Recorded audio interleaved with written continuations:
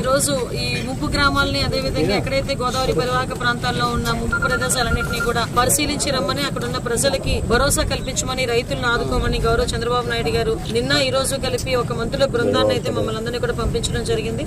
ఇంచుమించుగా నిన్న మార్నింగ్ నుంచి ముంపు ప్రాంతాలని రీహాబిలిటేషన్ సెంటర్స్ అన్నింటినీ కూడా పరిశీలించడం జరిగింది.